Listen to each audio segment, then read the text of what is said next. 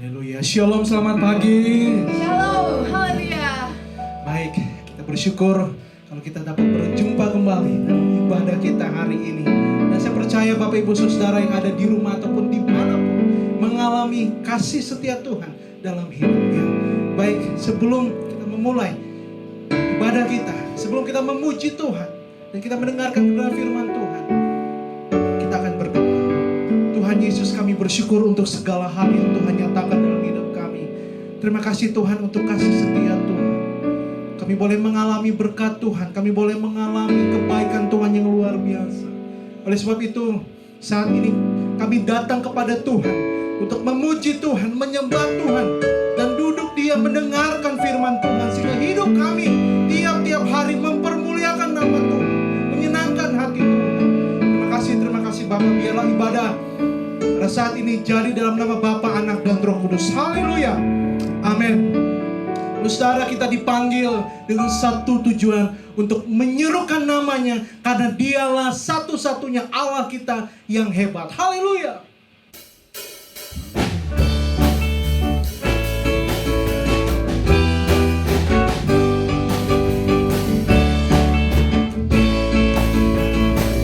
Mari katakan bersama-sama, Tuhanku. Tuhanku Maha Besar, Tuhanku Maha Kuasa, Raja segala raja. Dia takkan tergoyahkan, Dia takkan terkalahkan. Dia hidup dan berkuasa. Serukan namanya, Yesus Tuhan Raja.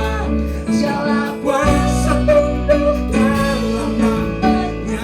Dia luar biasa. Dia luar biasa, perkasa mulia. Yesus nama di atas segala nama.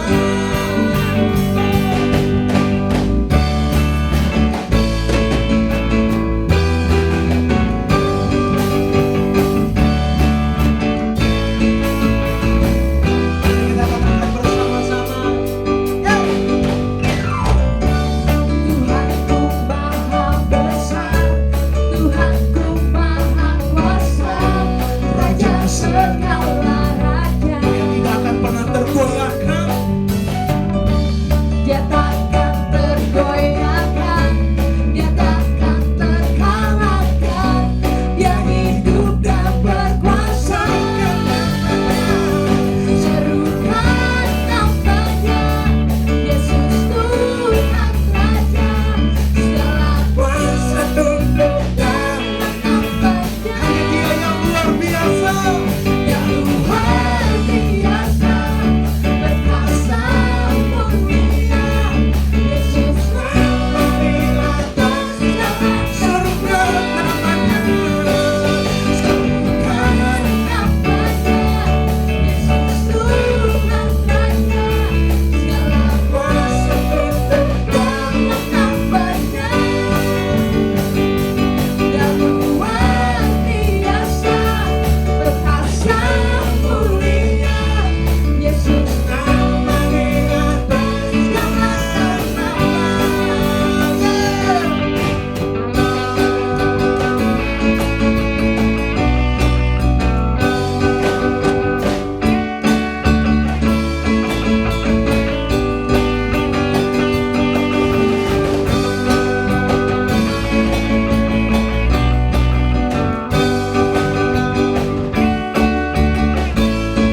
Mari katakan. Serukan namanya, Yesus Tuhan Raja. Segala kuasa Tunduk dalam. dalam namanya. Hanya Dia yang luar biasa. Yang luar biasa, perkasa mulia. Yesus nama di atas segala nama. Serukan. Serukan namanya, Yesus Tuhan Raja. Segala kuasa tunduk dalam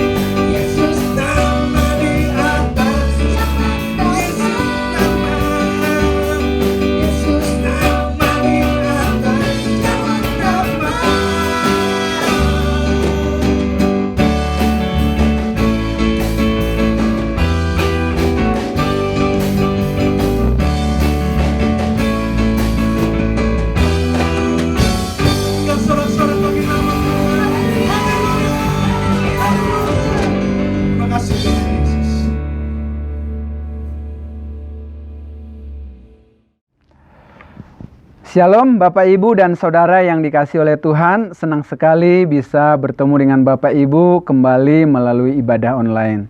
Saya yakin Bapak Ibu, Saudara, jemaat yang dikasihi oleh Tuhan, kita semua ada dalam perlindungan Tuhan. Karena Tuhan Allah kita sangat baik dan luar biasa. Amin. Nah, Bapak Ibu yang dikasihi oleh Tuhan, akhir-akhir ini menurut pengamatan saya, berdasarkan data yang saya lihat di media sosial dan juga berdasarkan pengamatan saya dalam kehidupan nyata, kekristenan dengan yang bukan kekristenan semakin kelihatan sama saja. Tidak memiliki perbedaan yang signifikan. Contohnya dalam hal perceraian. Kasus perceraian dalam kekristenan akhir-akhir ini sangat meningkat tajam. Dan kemudian perselingkuhan. Perselingkuhan juga kerap sekali terjadi di dalam lingkup kekristenan. Bahkan saya menyaksikan sendiri beberapa keluarga Kristen harus hancur karena adanya perselingkuhan di tengah-tengah keluarga tersebut. Ada lagi pertengkaran, pencurian, penipuan, dan lain dosa-dosa lainnya. Ternyata sekarang ini sangat kuat dan juga ada di dalam keluarga-keluarga Kristen. Sehingga kehidupan kekristenan kelihatannya tidak ada perbedaan yang signifikan dengan orang-orang yang belum percaya. Nah, apakah ini sesuatu yang wajar? Saya yakin Bapak Ibu dan Saudara yang dikasihi oleh Tuhan, ini kita sama-sama setuju bahwa hal ini bukan sesuatu yang wajar. Ada yang salah dalam dunia kekristenan kita. Kalau saya bertanya kepada Bapak Ibu dan Saudara sekalian, mengapa hal ini terjadi? Mungkin Bapak Ibu dan Saudara sekalian bisa mendaftarkan 10-20 daftar tentang mengapa peristiwa ini terjadi. Tetapi saya hanya memberikan satu alasannya yang menjadi bahan perenungan kita hari ini. Yaitu kekristenan lupa pada panggilannya untuk menjadi serupa dengan Kristus. Sekali lagi saya mengatakan, kekristenan lupa pada panggilannya untuk menjadi serupa dengan Kristus. Kita ketika sudah menjadi Kristen, kita merasa, ya lebih baik tinggal dalam zona nyaman. Menjadi serupa dengan Kristus penuh tantangan. Jadi kita akhirnya mengabaikan atau melupakan panggilan kita untuk menjadi serupa dengan Kristus. Kita akan belajar, kita lihat dari Roma pasal 8 ayat yang ke-28. Roma pasal yang ke-8 sampai dengan ayatnya yang ke-28. Roma pasal 8 ayat 28 sampai dengan ayatnya yang ke-30 maksudnya. Kita tahu sekarang bahwa Allah turut bekerja dalam segala sesuatu untuk mendatangkan kebaikan bagi mereka yang mengasihi Dia, yaitu bagi mereka yang terpanggil sesuai dengan rencana Allah. Sebab semua orang yang dipilihnya dari semula, mereka juga ditentukannya dari semula untuk menjadi serupa dengan gambaran anaknya, supaya ia anaknya itu menjadi yang sulung di antara banyak saudara. Dan mereka yang ditentukannya dari semula, mereka itu juga dipanggilnya. Dan mereka yang dipanggilnya, mereka itu juga dibenarkannya. Dan mereka yang dibenarkannya, mereka itu juga dimuliakannya. Garis besar dari ketiga ayat ini adalah kita dipanggil untuk menjadi serupa dengan gambaran anaknya, yaitu Tuhan Yesus Kristus. Bagaimana caranya kita bisa menjadi seperti Kristus? Ini pertanyaan yang harus kita jawab. Jawabannya adalah kita harus bertumbuh dalam kekudusan. Ketika kita menjadi percaya kepada Tuhan Yesus, kita tidak stuck di situ, tetapi kita bertumbuh dalam kekudusan. Itu sebabnya saya memberi tema firman Tuhan hari ini adalah bertumbuh dalam kekudusan. Bagaimana caranya kita bertumbuh dalam kekudusan? Saya sangat bersyukur. Allah kita adalah Allah yang Maha Tahu. Allah kita adalah Allah yang sangat baik. Dia tidak hanya menuntut saya dan Bapak Ibu Saudara supaya kita semakin bertumbuh dalam kekudusan, tetapi Dia menyediakan sarana atau penolong yang menunjang untuk kita dapat mencapai pertumbuhan di dalam kekudusan, atau kita semakin serupa dengan Kristus. Oleh sebab itu, menjadi serupa dengan Kristus itu sebenarnya bukan hal yang mustahil. Karena apa? Tuhan menyediakan sarana, Tuhan menyediakan penolong bagi kita untuk kita menjadi bertumbuh semakin hari di dalam kekudusan. Nah, penolong yang pertama yang Tuhan sediakan untuk menolong kita bertumbuh di dalam Kristus, atau bertumbuh semakin menjadi serupa dengan Kristus, atau kita bertumbuh di dalam hal kekudusan, maka penolong disediakan oleh Tuhan yang pertama adalah Roh Kudus. Kita mau membaca satu bagian firman Tuhan dari Efesus pasal 3 ayat yang ke-17. Efesus pasal 3 ayat yang ke-17 mengatakan seperti ini. Sehingga oleh imanmu Kristus diam di dalam hatimu, dan kamu berakar serta berdasar di dalam kasih. Oleh iman, Bapak Ibu yang dikasihi oleh Tuhan, ketika Bapak Ibu percaya kepada Tuhan Yesus, beriman kepada Kristus, kata firman Tuhan ini, Kristus diam di dalam hatimu, atau Roh Kudus tinggal di dalam hati kita. Satu ayat lagi kita baca dari 2 Timotius pasal 1 ayatnya yang ke-14. 2 Timotius pasal 1 ayat 14. Dikatakan seperti ini di dalam 2 Timotius pasal 1 ayat yang ke-14. Peliharalah harta yang indah yang telah dipercayakannya kepada kita oleh Roh Kudus yang diam di dalam kita. Jadi dikatakan di sini Roh Kudus diam di dalam kita. Jadi Tuhan memberikan satu penolong yang lain, ya, yaitu Roh Kudus yang diam di dalam hati kita. Apa pekerjaan daripada Roh Kudus ini di dalam hidup kita?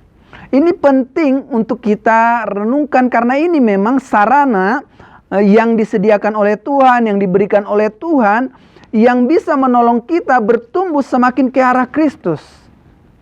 Kita buka dari Yohanes, Injil Yohanes. Injil Yohanes pasal 14 ayatnya yang ke-16 dikatakan seperti ini. Aku akan minta kepada Bapa dan Ia akan memberikan kepadamu seorang penolong yang lain. Ya, penolong yang lain. Supaya Ia menyertai kamu selama-lamanya, yaitu Roh kebenaran. Ayat 17 bagian A. Jadi Roh Kudus itu, kata firman Tuhan ini, akan menyertai kita sampai selama-lamanya. Dia tidak akan pernah keluar masuk dari kita. Dia akan terus bersama dengan kita. Dia tidak akan pernah meninggalkan kita. Sekalipun kita mungkin jatuh dalam dosa, tetapi firman Tuhan ini jelas mengatakan bahwa Dia tidak meninggalkan kita. Dia akan menyertai kita. Kita bersyukur bahwa Roh Kudus diberikan kepada kita untuk menolong kita bertumbuh dalam kekudusan. Hal apa lagi yang bisa dilakukan oleh Roh Kudus dalam kehidupan kita? Yaitu kita belajar dari Yohanes pasal 14 ayat yang ke-26. Ayat 26 dikatakan di sini. Tetapi penghibur, yaitu Roh Kudus, yang akan diutus oleh Bapa dalam namaku, Dialah yang akan mengajarkan segala sesuatu kepadamu, dan akan mengingatkan kamu akan semua yang telah kukatakan kepadamu. Jadi, Roh Kudus itu, kata firman Tuhan ini, dia akan mengajarkan segala sesuatu kepada kita. Roh Kudus itu tidak berbicara hanya tentang ibadah di gereja saja. Tetapi dalam segala sesuatu seluk-beluk kehidupan manusia, Roh Kudus turut ambil andil untuk menolong kita. Itu sebabnya dikatakan di sini, dia akan mengajarkan segala sesuatu. Jadi, kita bawa Roh Kudus ke pekerjaan, ke rumah tangga, ke studi, ke segala aspek dalam kehidupan kita. Roh Kudus sangat relevan, Bapak Ibu yang dikasihi oleh Tuhan. Amin. Kita harus mengaminkan ini. Kepada bisnis kita, kita bawa Roh Kudus. Roh Kudus tahu bisnis kita. Roh Kudus tahu bagaimana mengembangkan hidup kita semakin berdampak bagi banyak orang. Roh Kudus itu sangat penting dalam hidup kita. Kita bersyukur diberikan Roh Kudus oleh Tuhan, dan dia akan mengajarkan segala sesuatu kepada kita. Dan kata firman Tuhan lagi, Roh Kudus itu mengingatkan kamu akan semua yang telah kukatakan kepadamu. Apa yang telah kita pelajari dari firman Tuhan, Roh Kudus itu mengingatkan kita. Sehingga kita berjalan dalam terang firman Tuhan. Hidup di dalam kebenaran. Kalau kita taat kepada Roh Kudus tersebut, maka kita akan memang bisa hidup semakin serupa dengan gambaran anaknya Tuhan Yesus. Karena apa? Ada Roh Kudus yang menolong kita. Bapak Ibu harus percaya hal ini. Harus amin terhadap firman Tuhan ini. Kemudian Roh Kudus itu, kata firman Tuhan di dalam Yohanes pasal 16 ayat 13, ia akan memimpin kamu ke dalam seluruh kebenaran. Ya, Yohanes pasal 16 ayat 13. Dikatakan seperti ini, tetapi apabila ia datang, yaitu Roh kebenaran, ia akan memimpin kamu ke dalam seluruh kebenaran. Sebab ia tidak akan berkata-kata dari dirinya sendiri, tetapi segala sesuatu yang didengarnya, itulah yang akan dikatakannya, dan ia akan memberitakan kepadamu hal-hal yang akan datang. Jadi, Roh kebenaran atau Roh Kudus itu akan memimpin kita ke dalam seluruh kebenaran. Jadi kita bisa bertumbuh dalam kekudusan. Karena ada apa? Ada Roh Kudus sebagai pemimpin kita. Masalahnya Bapak Ibu, kita sering ingin hidup di zona nyaman. Kita tidak mau dipimpin oleh Roh Kudus. Kita tidak mau melatih hati kita, telinga kita, pikiran kita untuk mendengarkan suara Roh Kudus. Untuk mendengarkan pimpinan Roh Kudus. Pimpinan Roh Kudus tentunya melalui apa yang tertulis di dalam Alkitab ini. Kemudian Roh Kudus juga menolong kita untuk mengetahui hal-hal yang akan datang. Bagaimana kita bisa siap menghadapi hal-hal yang akan datang. Ya, jadi dikatakan di dalam firman Tuhan, dia akan memberitakan hal-hal yang akan datang di ayat 13 ini. Dikatakan, ia akan memberitakan kepadamu hal-hal yang akan datang. Nah, itu sebabnya memang masa depan di dalam Tuhan Yesus itu pasti. Masa depan kita pasti, dan Roh Kudus bisa menolong kita. Apapun yang akan terjadi, mau berubah dunia ini, Roh Kudus itu tetap relevan untuk menolong kehidupan kita. Sehingga kita bertumbuh di dalam kekudusan. Satu ayat lagi yang sangat luar biasa, yang sangat memberkati saya, Roma pasal 8 ayat 15. Roma pasal 8 ayat 15 mengatakan seperti ini. Sebab kamu tidak menerima roh perbudakan yang membuat kamu menjadi takut lagi. Tetapi kamu telah menerima roh yang menjadikan kamu anak Allah. Roh di sini ditulisnya dalam huruf besar, yaitu Roh Kudus. Roh Kudus yang menjadikan kita anak Allah. Anak Allah itu punya wibawa, punya kehususan, punya perbedaan yang signifikan dalam keputusan-keputusannya, dalam wibawanya. karena dia membawa nama Allah. Kita adalah anak Allah. Itu sebabnya Bapak Ibu yang dikasih oleh Tuhan, kita tidak minder menghadapi kehidupan ini. Karena kita adalah anak Allah, kita tidak minder berhadapan dengan orang kaya, pejabat-pejabat. Karena apa? Ada roh Allah tinggal di dalam kita. Ini membuat kita semakin berintegritas. Berintegritas dalam hal juga kekudusan dan hidup di dalam kebenaran. Jadi kita ini adalah anak-anak Allah. Itu artinya kita diberi oleh Allah kemampuan untuk hidup benar setiap hari. Kita harus terus melatih diri kita. Kita bisa. Karena apa? Ada Roh Kudus yang disediakan oleh Allah. Nah, kemudian bagaimana caranya supaya kita bisa dipimpin oleh Roh Kudus itu? Kita perlu punya rasa haus kepada Roh Kudus. Kita minta kepada Tuhan. Kita berbicara. Kita memiliki kehausan untuk bersekutu dengan Tuhan. Itu sebabnya mari kita jangan menjauhi persekutuan ibadah kita. Doa-doa yang ditetapkan oleh gereja. Kalau perlu kita tambah doa-doa pribadi kita. Sehingga kita semakin peka dengan Roh Kudus. Inilah yang akan kita lakukan. Supaya kita bisa dimampukan oleh Tuhan bertumbuh dalam kekudusan. Yang kedua, sarana yang disediakan oleh Tuhan yang kedua untuk menolong kita bertumbuh adalah Alkitab. Alkitab atau kitab suci kita ini.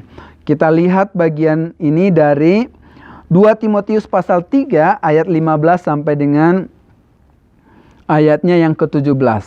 Dikatakan seperti ini. Ingatlah juga bahwa dari kecil engkau sudah mengenal kitab suci yang dapat memberi hikmat kepadamu. Jadi kitab suci ini memberi hikmat kepada kita untuk mengambil sebuah keputusan-keputusan yang tepat, yang benar, dan yang kudus. Ya, jadi firman Tuhan atau Alkitab ini memberikan kepada kita hikmat, ya, memberikan hikmat kepada kita. Kemudian menuntun engkau kepada keselamatan oleh iman kepada Kristus Yesus. Yang mau memperoleh keselamatan, Alkitab ini bisa menuntun. Tetapi kita sudah selamat. Kita diberi hikmat oleh Tuhan untuk keputusan-keputusan yang benar, yang sesuai dengan firman Tuhan. Kemudian ayat 16. Segala tulisan yang diilhamkan Allah memang bermanfaat untuk mengajar. Jadi Roh Kudus itu mengajar kita. Alkitab itu mengajar kita. Dan itu satu bagian yang tidak terpisahkan dengan Roh Kudus. Roh Kudus, Alkitab, satu bagian yang tidak terpisahkan. Dia akan mengajar kita tentang hal-hal yang benar. Dan hal itu membuat kita bisa melakukan yang benar dan bertumbuh di dalam kekudusan.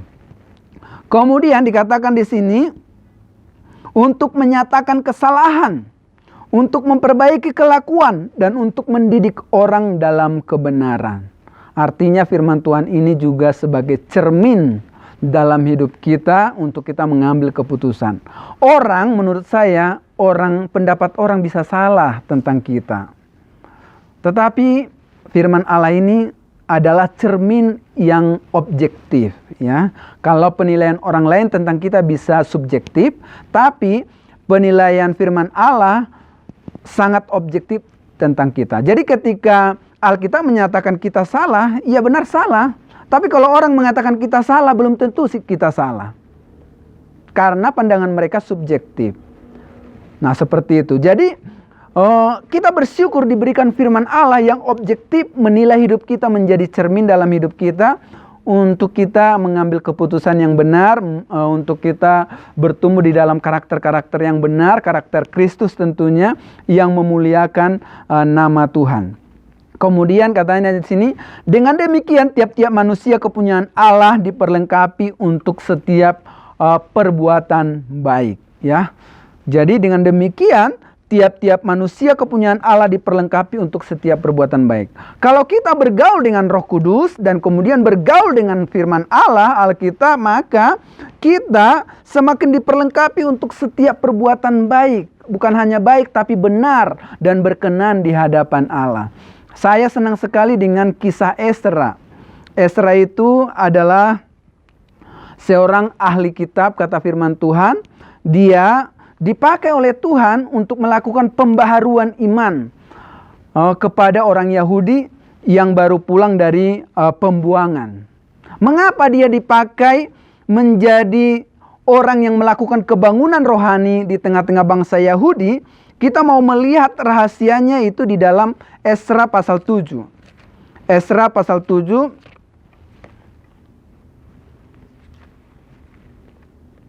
Esra pasal 7 ayatnya yang ke-10. Esra pasal 7 ayat 10 mengatakan seperti ini. Sebab Esra telah bertekad untuk meneliti Taurat Tuhan dan melakukannya, serta mengajar ketetapan dan peraturan di antara orang Israel. Karena dia bergaul dengan firman Tuhan ini, katanya di sini dia bertekad. Bertekad itu artinya memutuskan dalam hatinya. Memutuskan dalam hatinya untuk meneliti. Ya, jadi bukan hanya mendengar firman Allah, tapi dia meneliti firman Allah dan melakukannya. Setelah diteliti dapat firman Tuhan, bukan ditujukan kepada orang lain. Firman Tuhan ini cocoknya buat si A deh, si B, si C. Tidak, dia lakukan. Ini buat gua. Bahasa kerennya ya, buat gua, buat saya. Jadi dia menerapkan firman Tuhan untuk dirinya dan dia melakukannya. Kemudian setelah dilakukan, dia mengajarkan. Ini cara yang sangat tepat. Setelah dilakukan, dia diajarkan kepada bangsa Israel. Jadi ini adalah langkah yang tepat. Pertama kita meneliti, kemudian setelah kita teliti, kita akui itu kebenaran, kita lakukan, baru kita ajarkan. Jadi Alkitab itu menolong Esra ini menjadi seorang agen pembaharuan kerohanian di tengah-tengah bangsa Israel. Saya akan membacakan kepada kita semua bagaimana dia melakukan pembaharuan itu terjadi di pasal 9, Esra pasal 9 dan pasal 10. Tapi saya baca satu ayat saja, pasal 10. Esra 10 ayat 1.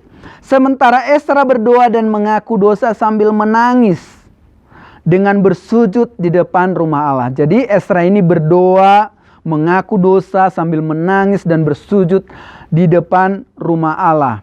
Kemudian berhimpunlah kepadanya jemaah orang Israel yang sangat besar jumlahnya, laki-laki, perempuan, dan anak-anak. Jadi terjadi kebangunan rohani besar-besaran. Bukan hanya di kaum bapak-bapak saja, tapi bapak-bapak, ibu-ibu, remaja, dan termasuk anak-anak. Wah, ini sangat luar biasa. Terjadi kebangunan rohani. Mereka datang ke sana.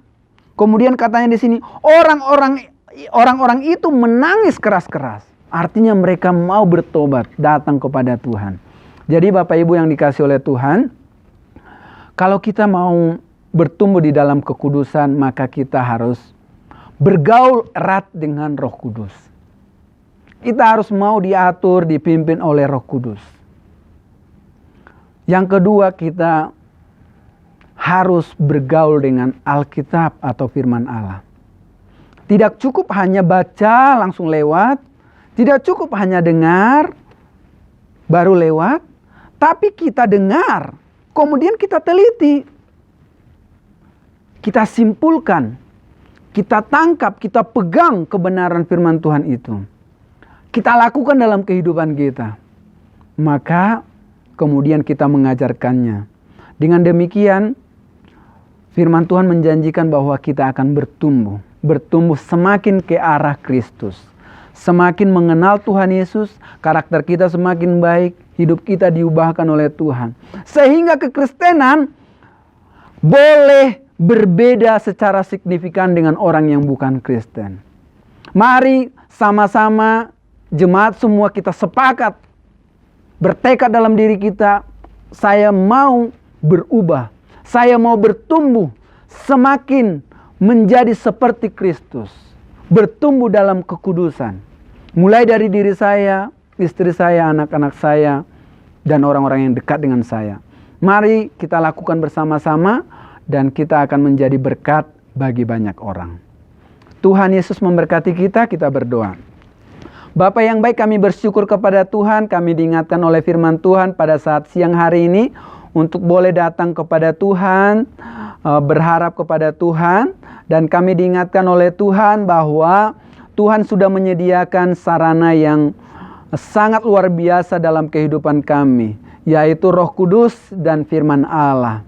Kami seringkali mengabaikan Roh Kudus dalam hidup kami. Kami mengatakan tidak kepada Roh Kudus. Kami memberontak dan hidup kami akhirnya merosot semakin jauh dari Tuhan.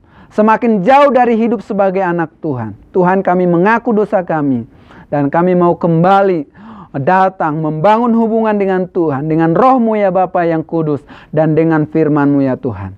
Tolonglah kami Bapa, ampuni kami, pimpin kami Bapa untuk hidup bertumbuh di dalam kekudusan. Di dalam nama Tuhan Yesus kami berdoa, kami mengucap syukur, haleluya, amin. Tuhan Yesus memberkati.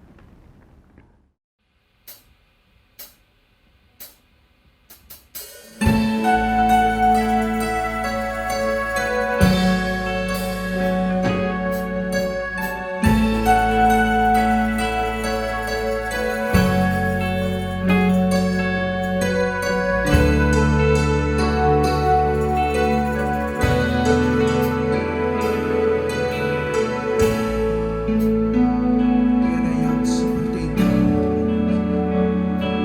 Tiada yang seperti Engkau, begitu mengasihiku. Kau Tuhan sanggup menjawab semua seru doaku. Tiada yang seperti Engkau, begitu mengasihiku. Kau Tuhan sanggup melawan seluruh kehidupanku. Aku percaya Tuhanku ajaib, Kau turun tangan memulihkanku. Aku percaya Tuhanku dahsyat, Kau turun tangan aku percaya, aku percaya Tuhanku ajaib, Kau turun tangan memulihkanku. Aku percaya Tuhanku dahsyat, Kau turun tangan. Sekali lagi, aku percaya Tuhanku ajaib, Kau turun tangan memulihkanku. Aku percaya Tuhanku dahsyat, Kau turun tangan memberkatiku. Kau turun memulihkanku, memulihkanku. Kau turun memberkatiku.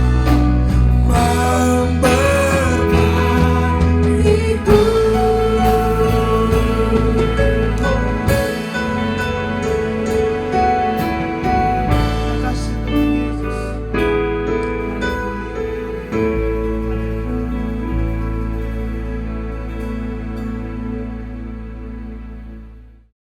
Mari sama-sama kita mengucap syukur kepada Tuhan di akhir ibadah ini. Kita mau berdoa kepada Allah saja. Bapa, di dalam nama Yesus kami sungguh mengucap syukur kalau firman Tuhan boleh menjamah hidup kami. Pertolongan Tuhan tidak henti-hentinya ada dalam kehidupan kami. Kami sungguh bersyukur kepada Tuhan karena firman Tuhan boleh menguatkan kami, meneguhkan iman kami, memberi kepada kami terus kekuatan. Ya Tuhan, biarlah kami juga boleh mengalami segala kemurahan Tuhan dalam kehidupan kami dan juga pertolongan Tuhan yang tidak henti-hentinya dalam kehidupan kami. Walaupun kami kadang tidak mengerti, tapi kami percaya bahwa rencana Tuhan ya dan amin. Kasih setia Tuhan ajaib dan luar biasa, dan juga pertolongan Tuhan terus ada di dalam kehidupan kami. Oleh karena itu, beri kepada kami terus kekuatan di dalam menjalani kehidupan kami ya Tuhan. Kami semua boleh percaya dan boleh mengakhiri tahun ini juga Tuhan di dalam kemurahan Tuhan saja. Kami percaya ada segala kebaikan Tuhan, ada segala pertolongan Tuhan, ada kemurahan Tuhan di dalam setiap langkah hidup kami. Dan juga kami percaya ya Tuhan, Engkau tidak pernah meninggalkan hidup kami. Dan biarlah dengan iman kami boleh terus percaya bahwa kasih setia Tuhan ajaib dan luar biasa di dalam kehidupan kami. Kami adalah hamba-hamba-Mu. Kami percaya bahwa Tuhan Allah yang menolong kami di dalam segala hal di dalam kehidupan ini. Oleh karena itu, beri kepada kami terus kekuatan supaya hidup kami senantiasa boleh menyenangkan hati Tuhan saja. Kemanapun kami melangkah, apapun yang kami kerjakan, kami percaya semuanya boleh berhasil bersama dengan Tuhan. Dan juga kami juga percaya Tuhan yang selalu memberi kepada kami kekuatan, kesehatan, damai sejahtera, sukacita yang melimpah-limpah di dalam kehidupan kami. Terima kasih Bapa. Kami akan mengakhiri firman Tuhan pada hari ini dan juga seluruh rangkaian ibadah pada hari ini. Kami percaya Tuhan memberkati kami senantiasa. Oleh karena itu Bapak Ibu saudara sekalian, mari arahkan hatimu kepada Tuhan dan mengangkat tanganmu di hadapan Tuhan. Dan terimalah berkat yang datang daripada Allah saja. Biarlah kiranya damai sejahtera daripada Allah Bapa, kasih dan pengorbanan dari Tuhan Yesus Kristus, penyertaan, pertolongan, kasih setia Tuhan boleh menyertai, damai sejahtera daripada Roh Kudus menjamah hidup kita senantiasa di dalam nama Tuhan Yesus Kristus. Yang percaya katakan amin. Puji Tuhan, Tuhan Yesus memberkati.